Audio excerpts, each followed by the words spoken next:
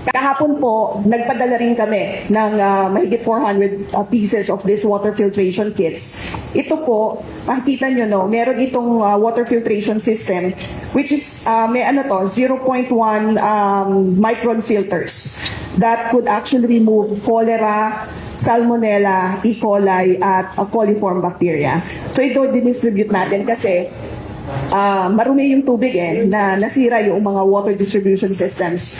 So, kahit na marumi po yung tubig, ilagay po nila dito and mapi-filter po nung water filtration system. Yung tubig ba, hindi kaya? Yung tubig baha na may mud? Actually, pwede. Talaga? Oo.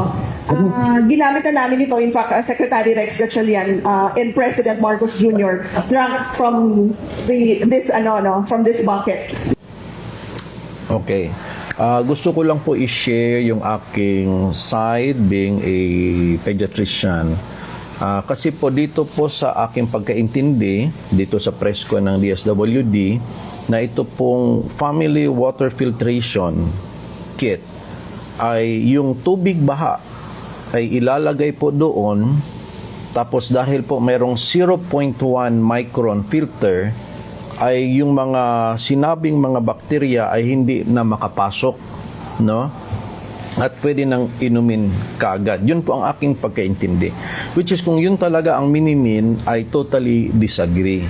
Dahil po, yes, proven on research po yan na ang mga 0.1 micron filter pwede pong ma-filter ang cholera, salmonella, tsaka kasali ng mga coliforms, pwede po, no? Pero paano po yung mga maliliit na mga virus katulad ng HEPA virus, katulad ng rotavirus na grabe po yan siya sa diarrhea or severe ang diarrhea niyan. Yung pong mga leptospira o nagkukos ng leptospirosis, maliit po yan, nasa 0.1 micron din yan, na pwede po siyang sumingit doon sa 0.1 micron filter. In other words, hindi po lahat ng panganib ay nafi-filter dito sa water filtration na ito. Hindi pa po umabot yung technology ng ganyan. Kailangan pa rin po yung boiling at kung pwede po may chlorination pa. Bakit? Ito po ay tubig baha. No? Ano ba ang tubig baha? Galing na po yan sa mga dumi. Galing na po yan sa lahat ng mga kalawang, lahat ng mga even pesticides. Mga pesticides po, hindi po yan ma-filter. Mga lead, galing sa mga baterya ng sasakyan, or mga iba pang chemicals, hindi po yan na-filter.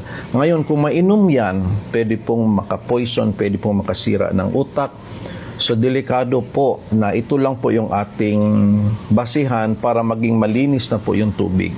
So, kailangan talaga, meron siniset, kung kailangan lang na inumin yung tubig baha, sinisettle yung putik ng kunwari tela muna, then ito na po yung pangalawa para mas malalim na yung filtration, so may tulong po, then ipaboil po siya ng 1 to 3 minutes, then meron pang chlorination, mas maganda po. So in other words, hindi po usual na nagagawa ng common na tao itong process na ito.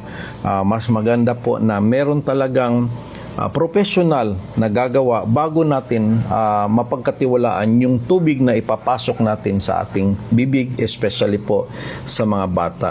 So mahirap naman po yung magdagdag pa po tayo ng mga sakit sa mga makainom ng mga madudumi sa tubig baha.